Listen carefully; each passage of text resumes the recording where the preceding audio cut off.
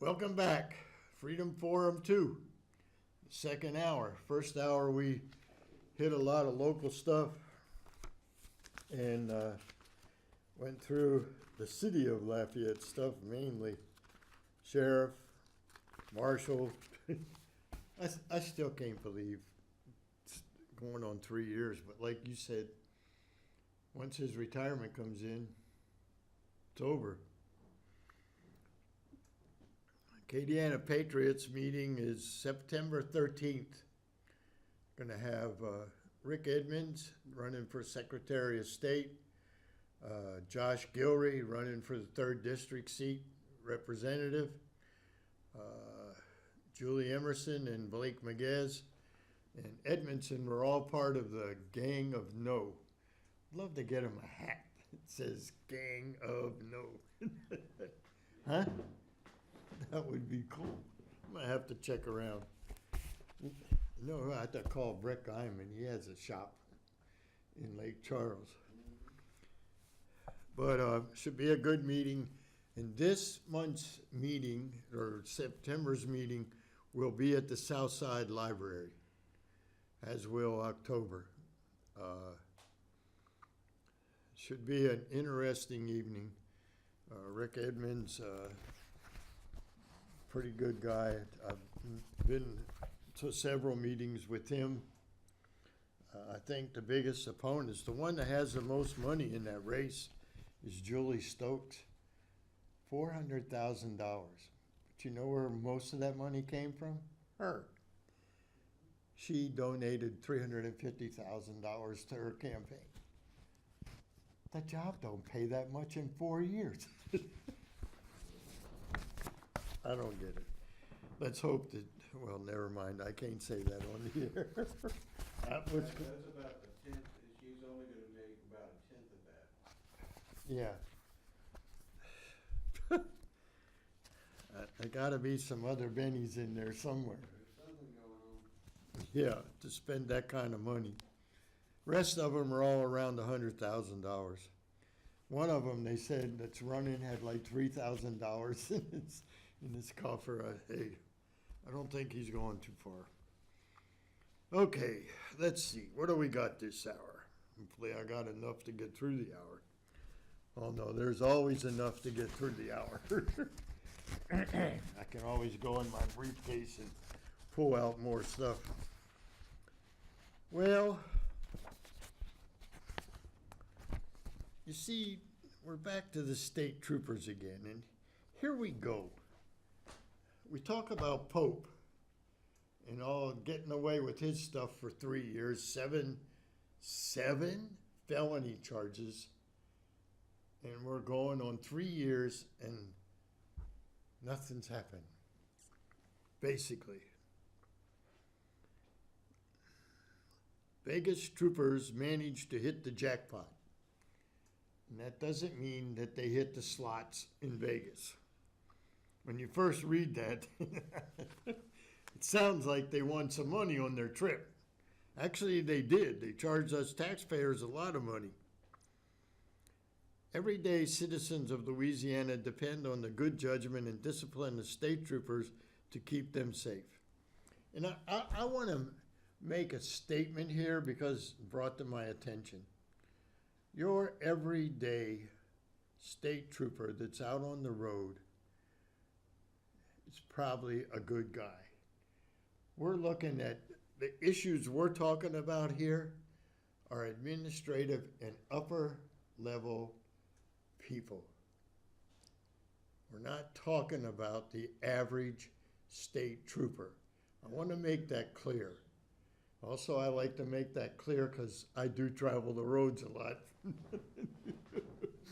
And you don't know what name is in their file.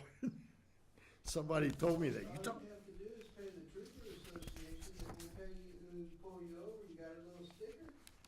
Oh, is that what that sticker's for? That's exactly what that sticker's for. No wonder I didn't get pulled all those years at GE. Of course, GE told me to take that sticker off of my car. I said, it's on. I can't get it off. But you see, And I wanted to make that clear. Because I had a discussion with a couple of people, and they said, Jim, you're really down on the state troopers. And I said, I'm not down on the state troopers as a whole. Look, the state troopers got some good things going.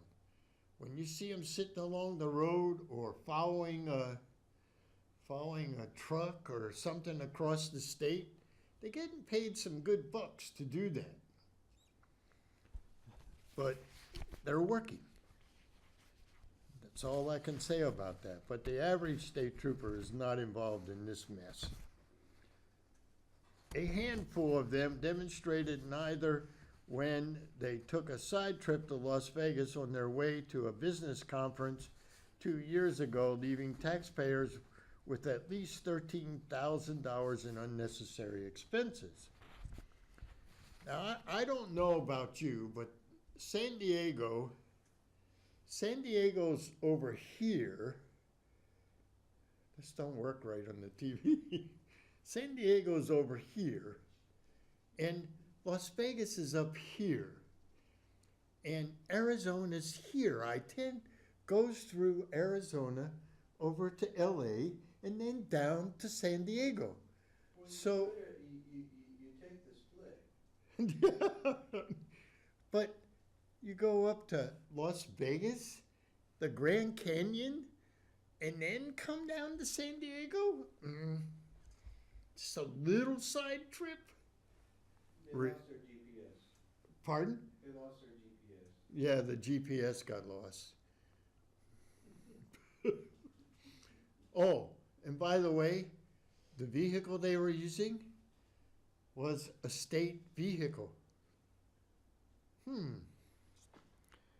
Now, thanks to a state board that sharply reduced the disciplinary measures against the offenders, and I have that right here.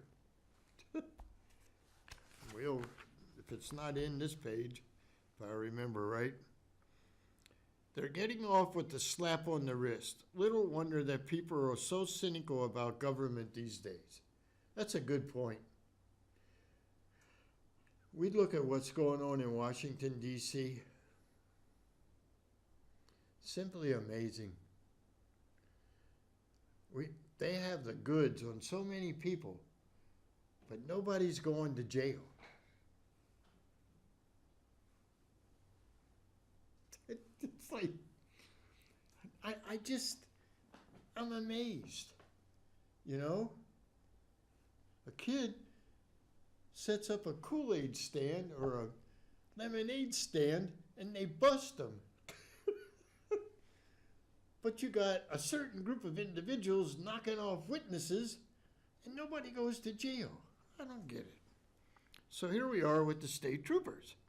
The Vegas fiasco was one of several scandals plaguing the leadership of former Louisiana State Police Superintendent Mike Edmondson, who retired under fire last year. Yeah, he retired broke, $130,000 a year. Broke the law, did all kinds of bad things, and retires at $130,000 a year. Really? His successor, Colonel Kevin Reeds, demoted and permanently reduced the pay of two high-ranking troopers on the trip, Rodney Hyatt and Darrell Williams, and issued letters of reprimand and caution to two other troopers, Thurman Miller and Alexander Nagodinsky. Guess that's right. But the State Police Commission,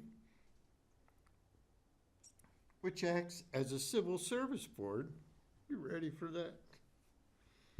For the state police, watered down Reeves' discipline so that it's essentially meaningless. Williams and Hyatt were restored to their earlier rank. You cost the state $13,000. You broke about every rule that you could possibly think of. And the board overturned Miller's letter of reprimand. I just don't get it.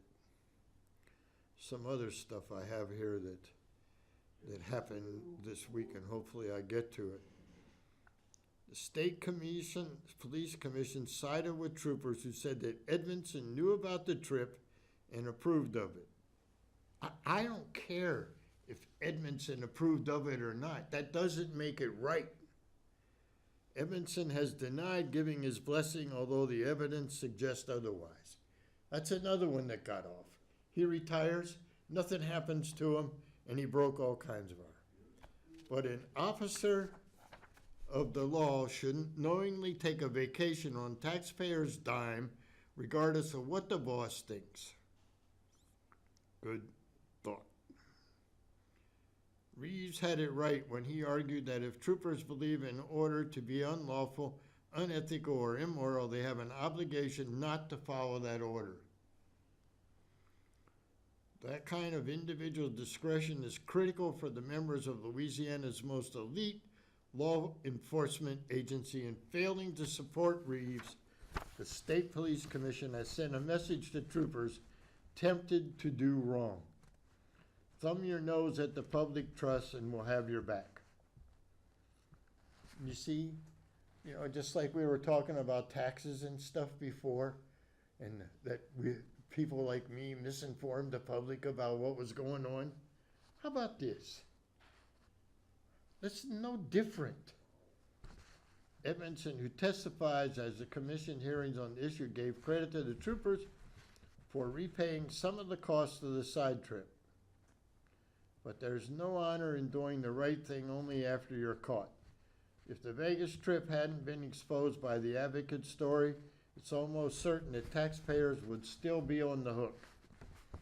Meanwhile, restoring public trust in the Lafayette and in Louisiana State Police will be hard. Thanks to the State Police Commission's intransigent defense of the status quo, that job is now even harder. The State Police Commission, which acts as a civil service board for the state police, watered down the discipline so that it's essentially meaningless. They had another whole article here on the discipline. The decision marked a setback for Reeves, who testified at length last month about the lasting damage the so-called side trip has had on the reputation of state police around Louisiana. He had urged the commission to uphold the discipline, to send a message to troopers that abusing taxpayer dollars and the public trust would not be tolerated. Go figure, huh? I mean, the guy does the right thing and gets busted.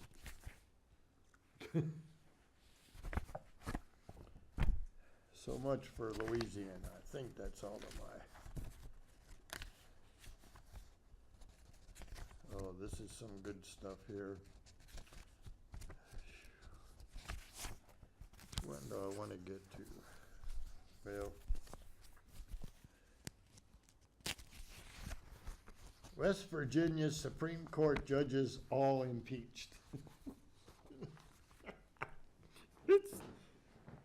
Every day is a joy. You just can't make this stuff up. You know that? You cannot make this stuff up.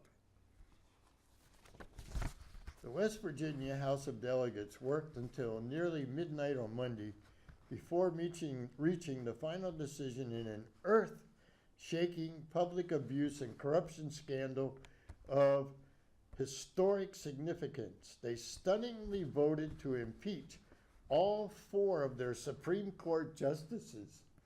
That's unheard of. That means they all stand accused of public crime for which the punishment is removal from office and now face trial in the state Senate. The courtroom drama was centered around Beth Walker, the only one who stood a significant chance of acquittal. After a lengthy and sometimes contentious session, the final questions concern whether Walker, along with the other justices, abused their authority by failing to control office expenses and for not maintaining policies over critical matters. I think the overwhelming evidence we saw was there was an atmosphere of entitlement and cavalier disregard for the expenditure of taxpayer money. It's unfortunate the entire court seems to be infected by that atmosphere. You realize what a breakthrough this is? This is, I mean, this is unprecedented in this day and age. Of course, maybe they're all Republicans. The liberals don't care, I don't know. When the final vote came in, Walker was impeached with the rest. Earlier in the day, she escaped impeachment on charges of improperly using $131,000 for office renovations. Really? Some of the members acknowledged that Walker's spending could be considered excessive, but failed in comparison to what the other justices were throwing away. Another point came up when some legislators wouldn't support impeaching any justice for wasteful spending, only for articles pertaining to lying, cheating, or stealing. Well, if they were wastefully spending things, they were stealing from the people. Rep. Schott pointed out the core question that should be whether there is public confidence in the court, and if not, we need to take action to try and rebuild that trust. Here, reading that section, what are we teaching our kids if we're saying it's okay to overspend money that's not yours for your own self-good? What are we teaching our kids? Don't matter today, though, but they're getting taught in school is amazing. An important thing influencing the discussion was the fact that the Supreme Court had a separate budget and is currently allowed to spend as it sees fit. They plan to plug that hole with a constitutional amendment soon. In other words, we're going to cover our butt and be able to spend money and not talk to anybody. Justice Lowry fate was virtually predetermined since he also currently oh God, faces 23 separate federal charges. These are Supreme Court. These were Supreme Court judges, right? State Supreme Court. My God. He made a federal case out of it by turning his fellow justice to the Federal Bureau of Investigation. Oh, so he turned in the other ones. Snitch. Good thing it wasn't Hillary. Oh. Better not go there, right? Huh? What? Another one bites the dust, yeah. When the lawmakers first sat down, there were 14 articles of impeachment recommended by the House Judiciary Committee last week. 8 of them were directed at Justice Alan Lowry, who was already suspended. Along with Walker and Lowry, Justice Robin Davis and Chief Justice Margaret Workman were named in the impeachment proceedings. Justice Minnis Ketchum retired last month when he saw the writing on the wall. Smart man. Get out, get my money. First order of business the House considered was one of the charges against Justice Lowry in the 64-33 vote. He was impeached for spending $363,000 to fix up his office. 7 other charges were still pending for him. Next, Justice Robin Davis, accused of the most blatant extravagance of the whole group. Her office remodeling bill came in at a little over $500,000. Delegate Tom Fass related to the seminar. He's seen the work done in Davis, including track lighting on the floor. According to the Fass, the work was over the top. For him, Davis impeachment is one of the more easy ones to vote, 56-41. As the afternoon war on Lowry's name came up again when they discussed the $42,000 antique Cass Gilbert desk and oh my God, $32,000 leather couch. Man, both owned by the state. You start adding all that up, that's millions of dollars. It isn't, pardon? Yeah, 500,000. It isn't a surprise that the vote to impeach on that count was unanimous. The lawmakers decided to cut Lowry some slack and withdrew an impeachment article involving personal items which hung in his office framed at public expense. After another 3 hours, Senator Walker was cleared on the impeachment for office remodeling spending. Debate continued until midnight before deciding to add Walker's name listed recommended for trial. West Virginia thus made history by impeaching their entire sitting Supreme Court. You know what? That's a good sign. Because people today just think they can do whatever they want. And that goes from where we're at here in Lafayette to the state and to the feds and beyond.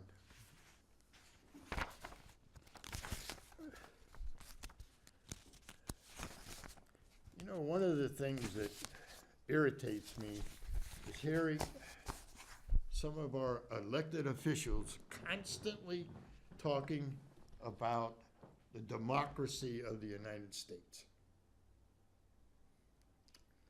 We are not supposed to be a democracy. We are a constitutional republic. You hear that? A constitutional republic. That is what we are. Here's something that was written by E.J. Dion of the Washington Post. So this will be interesting. A case study in how all democracies fall.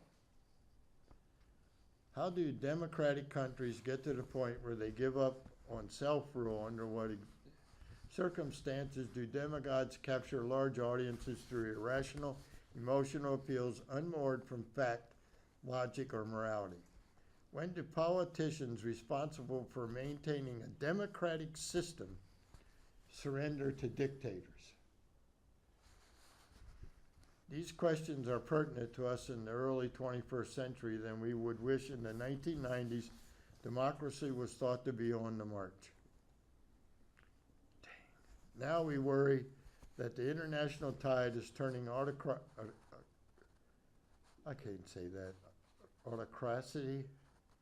and authoritarianism. This is why Benjamin Carter hets the death of the democracy, Hitler's rise to power, and the downfall of the Weimar Republic should join our summer reading list. Het is a professor of history at Hunter College in the City University of New York Graduate Center. He joins a company of distinguished scholars, notably Richard Evans and Ian Kershaw. But if this is an oft-told tragic tale, Het's brisk and lucid study offers compelling new perspectives by current threats to free society around the world. In each era, we see the past differently. When you sit and look at what's going on today,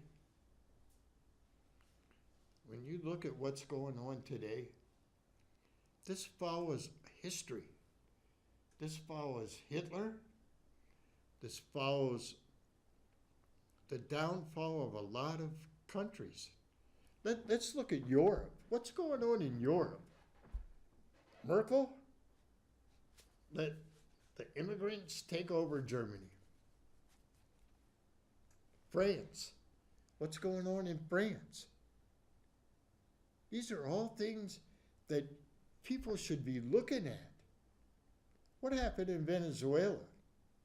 For all you socialist people out there, take a good look at Venezuela. One of the richest oil companies in the world.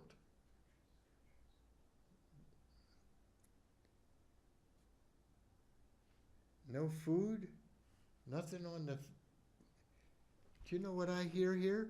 That can't happen in the United States.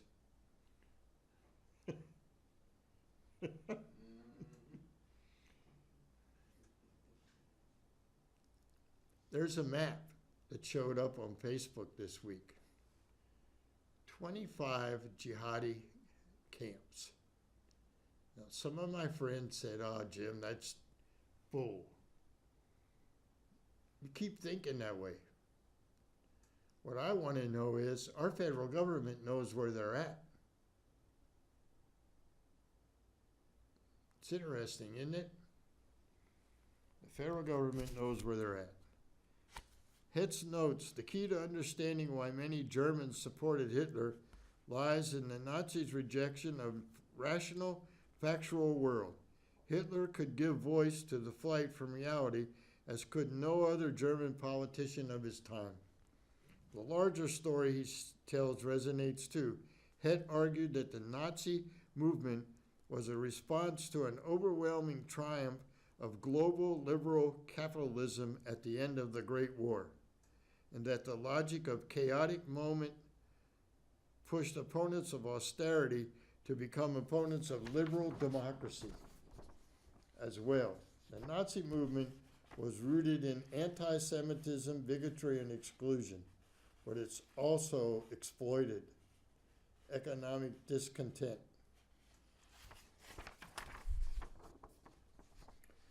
And big landowners, they all helped bring Hitler to power because they hated the left, including the moderate Social Democrats. Politicians and power brokers who helped Hitler become chancellor believed they could deploy him to destroy the left, but also keep him under control. That didn't work. That didn't work, did it? The politicians and power brokers who helped Hitler become chancellor believed they could deploy him to destroy the left, but also keep him under control. We know that didn't work. They achieved the first, but not the second. The consequences were catastrophic to those slaughtered in Hitler's genocide. There is a reluctance to draw lessons from the Nazi experience because personal comparison between contemporary politicians and Hitler are always a mistake. I'm going to tell you what, the rest of the article is pretty interesting, but here's the deal. I want you to sit back and take a look at some of your politicians in Washington. You have intelligent ones like Nancy Pelosi, Maxine Waters, real intelligent people. You know, you have Ocasio-Cortez that didn't know that Israel was a country. 28 years old, being pushed by Bernie. I might have an article on that. You see, the whole deal with Marxism and the rules of radicals is you keep telling a lie enough, people believe it. But I'm going to tell you what's happening right now. I wish it was on a larger scale, but I think that some of the Spanish and the blacks are starting to wake up. Look at Chicago. Let's take a look at Chicago right now. This says what the fall of a democracy is. But the people in Chicago have now gotten to a point where they don't like their mayor. And he made it a no Trump area, whatever they call it. And the people said, that's not true. We want Trump to help us. Now he's speaking out against their illustrious mayor, what's his name, Rahm Emanuel or whatever. 83. Dead fish. Huh? Dead fish. Yeah, dead fish. But the thing is that, think about this. Chicago. I mean, in one weekend they had something like 83 shootings and I don't know, 12 or 14 deaths. Have you noticed how quiet it's gotten about New Orleans and the shootings down there? You think they stopped? I don't think so. I have a lot of friends in New Orleans. That hasn't stopped. There's areas you don't go into in New Orleans. There's areas in Chicago, south side of Chicago. I mean, but those people have now risen and they want Trump to do something. And I think that's a good sign. Across the country, I see a lot more educated blacks speaking out and trying to teach the people that, look, all these years we've been fooled by the Democrats. And I'm not afraid to say that. You want to challenge it? There's the phone. We can have a conversation any way you want. Just don't call anonymously. We don't answer anonymous phone calls. I just, we were talking before the show about Trump. And I said, one of the things you have to realize about Trump is he's not a politician. But then there's another side of Trump that sometimes they like to see the good old boy, but sometimes you need to just keep that Twitter account closed for certain items. But he speaks what a lot of Americans want to talk about, want to say.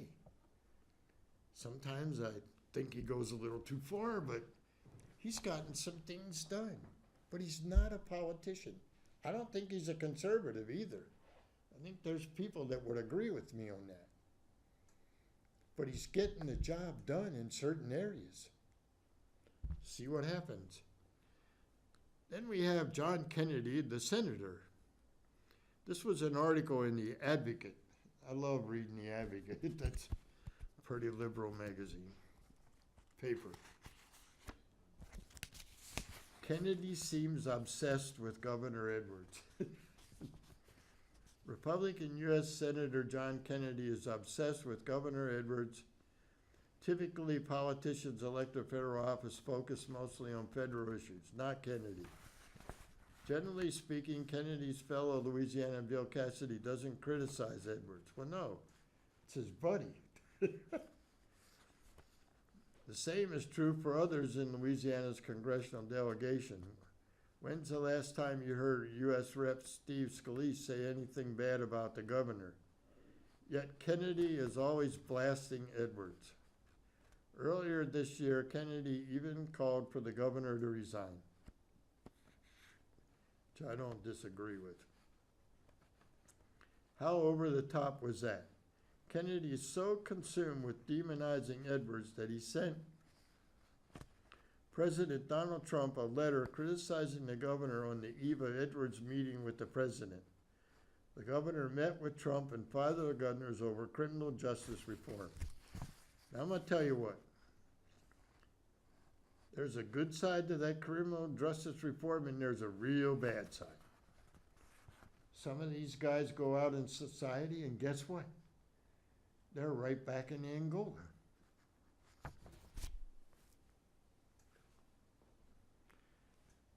Kennedy's referring to the 2 inmates rearrested and charged with murder. That's what I was just talking about, being released early as a result of criminal justice reform.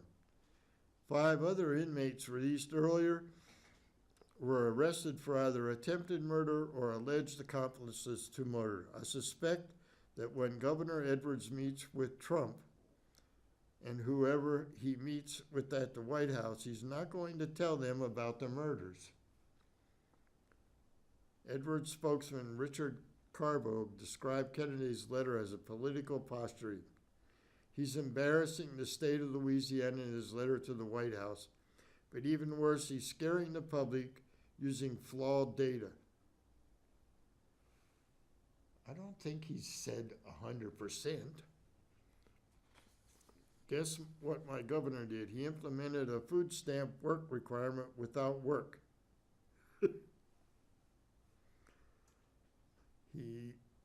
It looks beautiful on paper except when you read the thing. And it goes on and on. It's an interesting article. Now here,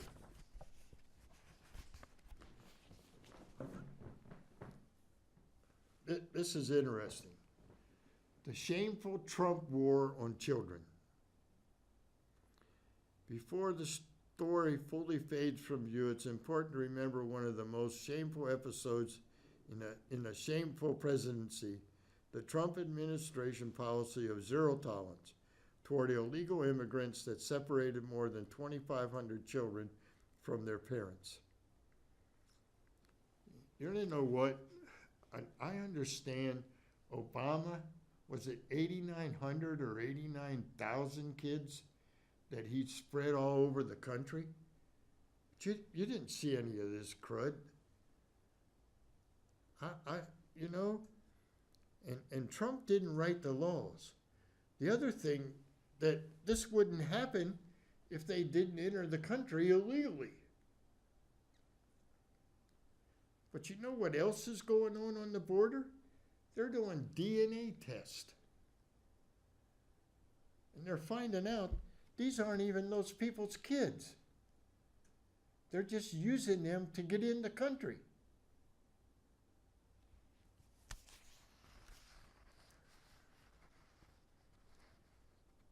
Public outcries and legal challenges forced Trump to rescind the policy in June, but hundreds of children remain in government custody, terrified, traumatized, tearful reminders, as the Washington Post put it, of an administration that has been colossally inept and cruelly immoral.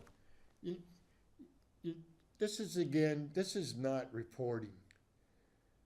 This is trashing the president. How comes they didn't trash Obama, who did the even worse? Officials were clearly and directly warned that their policy would divide families and cause permanent psychological damage to the abandoned children. And yet, they went ahead anyway, pursuing their ruthless determination to enforce the law with no apparent concern for the damage here. You see, it says enforce the law. They entered the country illegally. Most of the time, those aren't even their kids. That's where I have made the comment, the rule of law has gone south. Totally gone south.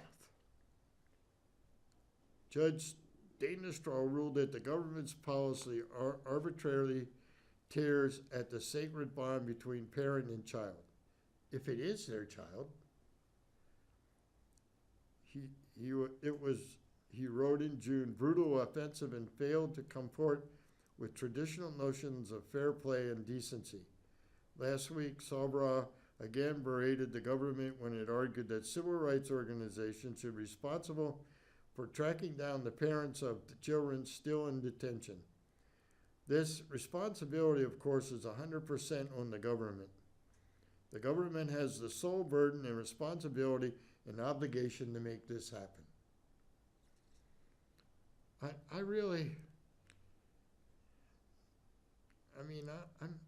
understand why some of these people want to come here, but a lot of these people aren't coming here because they want to earn a paycheck. They're coming here because they want to destroy our country.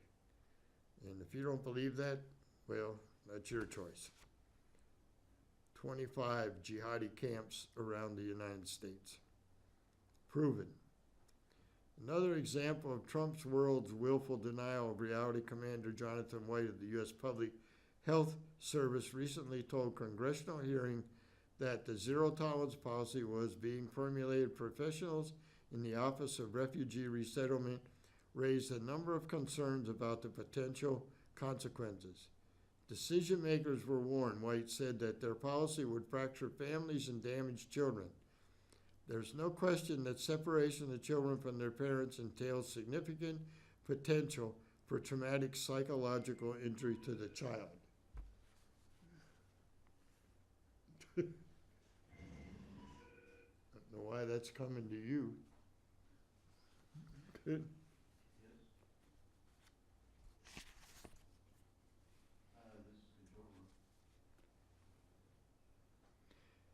When lawmakers asked about their wife's response, White, the answer I received was that the family separation was not a policy.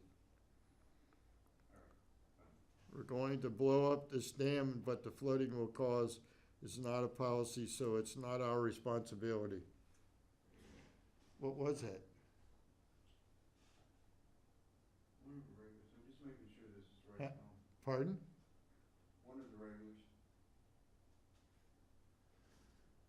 Well, they know how, they got it, don't they have to choose a number to get to the phone when they call?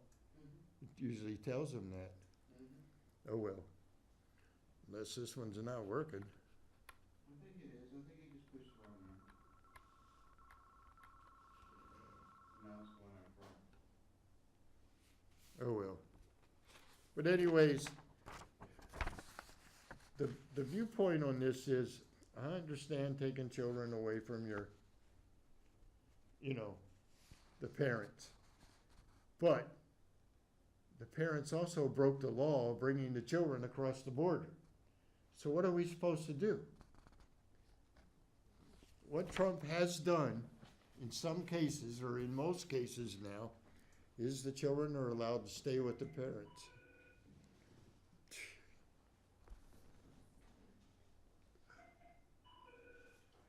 You want me to answer that here? Try. Nope. That is my buddy too.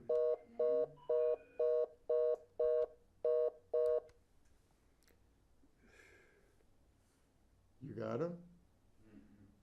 He's rolled through. Our phone's not working right then. I don't think the phones are working right. I wonder if I picked it up. Yeah, Huh? yeah, do the answer on it, see if it works. Yeah. Usually it doesn't. Try again. I know he has something to say. But here was another letter I should have, 15 minutes? Very good. Here's another view. It's just gotten a little easier for the government to control the weather. Social media sites moved en masse to ban Alex Jones, the self-parodic conspiracy theorist. Doesn't work. Press it. Just gives me a busy signal. Yeah, there's something wrong. Huh? Something wrong with the phone system. Where's Jacob? He's not gonna be able to sleep tonight if you don't get to talk. Don't know what's going on with the phones, people.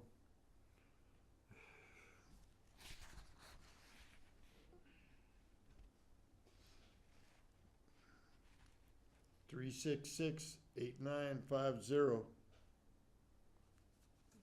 Make sure you select the right number when you call. I think you have to select 2 or whatever it is. 2 is hitting this one. Pardon? 2 is hitting this one. Whatever. This messed up. Social media. Jones is a poisonous toad who leveraged his compelling, ridiculous persona and bizarre rants into the considerable notoriety and lucrative dietary supplement empire. They're talking about Jones. What Jones has done is take a cracked worldview that long predated him, lunatic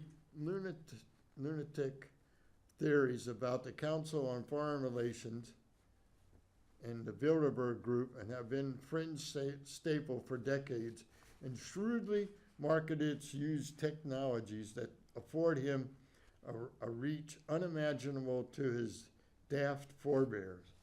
And they go on to just slam here, and that's, it's ridiculous. Oh no, Bubba, could you talk to him when you picked it up? Yeah. Pick it up once, let him know. Yeah, the phone system's messed up. Here's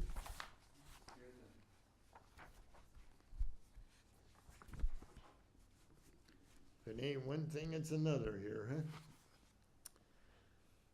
You see, I could have read through that whole article. They did nothing but just slam. Just a hit piece. Pardon? It's just a hit piece. Yeah.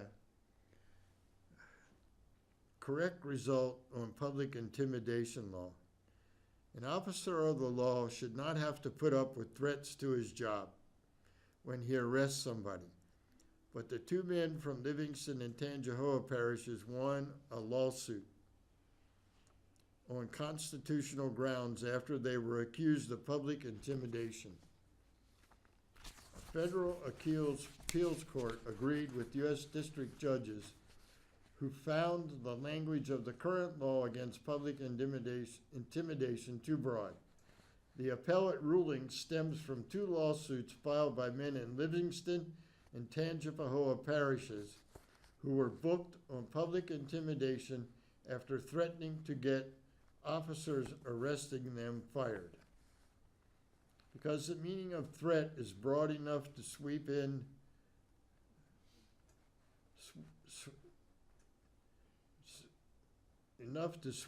threats to take lawful, peaceful actions, such as threats to sue a police officer or challenge an incumbent office holder, is unconstitutionally overbroad, according to the opinion published Friday by the 5th U.S. Circuit Court of Appeals.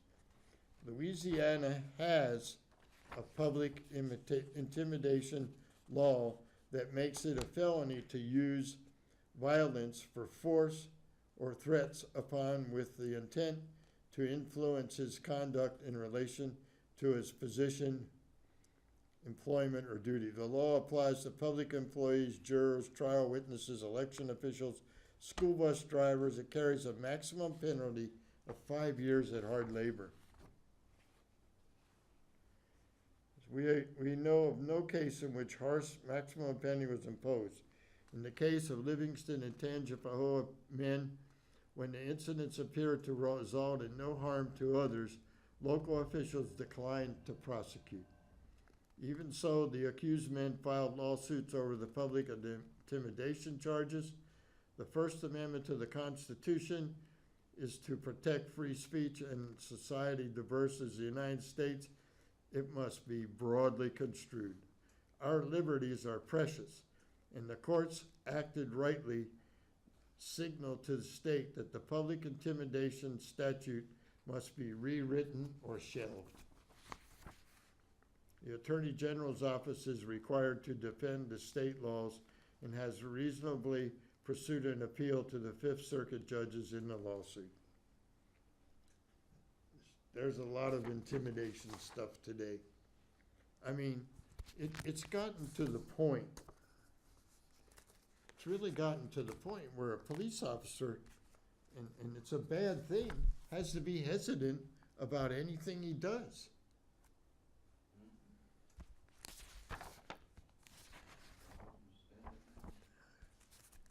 Oh yeah, I gotta talk about this one.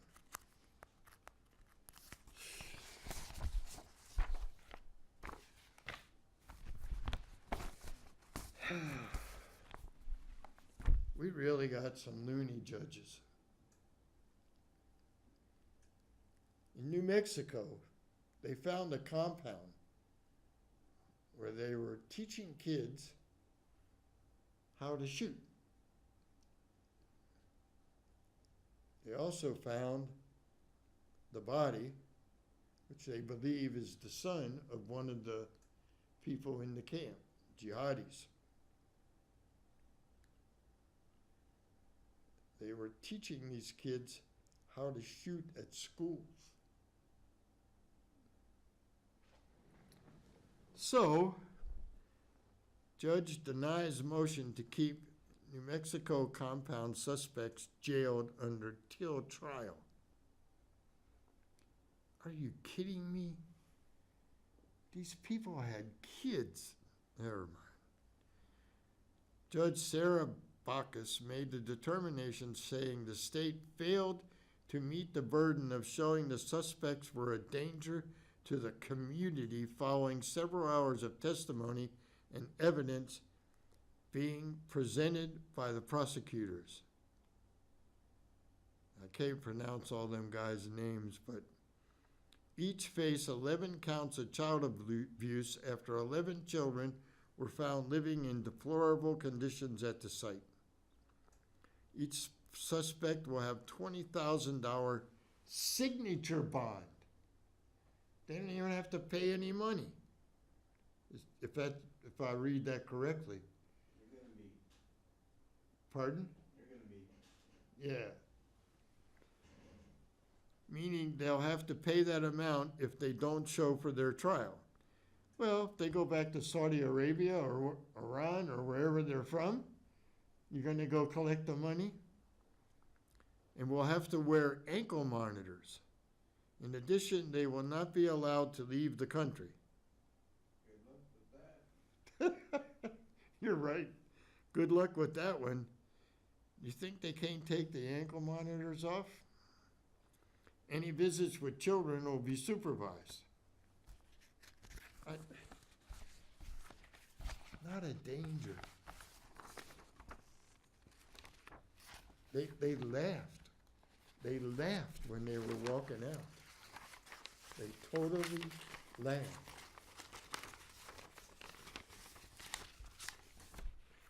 State prosecutors outlined evidence showing that at least some of the suspects could have been planning some sort of attack. Siraj Wahaj, who also faces child abduction charges from Georgia after allegedly taking his 3-year-old son, took several weapons classes before coming to New Mexico, and books found on the compound focused on how to build firearms at home. Various weapons and ammo were found during the raid, and several more firearms in subsequent searches. The children are allegedly taught how to load and fire assault rifles. I got it. In addition, prosecutors described a letter sent to Siraj Wahaj, I guess that's right, from his brother allegedly inviting him to come to New Mexico and die as a martyr. But you see, the judge says these guys are not a danger to... Come to find out, this is a liberal, you know what. During these rituals, per witness statements, the victim, Abdul Gandhi Wahaj, would begin to choke and have white foam or slime come from the mouth and then pass out. According to Tara, the children were led to believe that the child, Abdul Gandhi Wahaj, would become Jesus when his demons were exorcised. He added that once the child became Jesus, he would instruct the others of the property of the family, and on and on and on. The point here is, this judge let some really dangerous people back on the street. Some of the big news, second assault. Ellison, the head of the DNC, runs for AG, has the second woman accused him of, in less than a week, of assault. Telling you, this is how they get in, baby. This is how they get in. Strzok was fired, and then the other one we have is trying to just page through some stuff here real quick. Remember when and why Omarosa was fired from the Clinton White House?